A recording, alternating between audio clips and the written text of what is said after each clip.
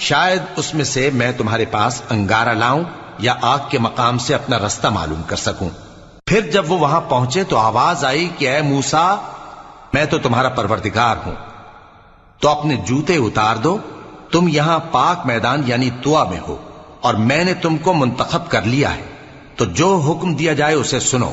بے شک میں ہی اللہ ہوں، میرے سوا کوئی معبود نہیں، تو میری عبادت کیا کرو اور میری یاد کے لیے نماز پڑھا کرو۔ قیامت یقیناً آنے والی ہے، میں چاہتا ہوں کہ اس کے وقت کو پوشیدہ رکھوں تاکہ ہر شخص جو کوشش کرے اس کا بدلہ پائے، تو جو شخص اس پر ایمان نہیں رکھتا اور اپنی خواہش کے پیچھے چلتا ہے کہیں تم کو اس کے یقین سے روک نہ دے، تو اس صورت میں تم ہلاک ہو جاؤ۔ اور اے موسیٰ، یہ تمہارے داہنے ہاتھ میں کیا ہے؟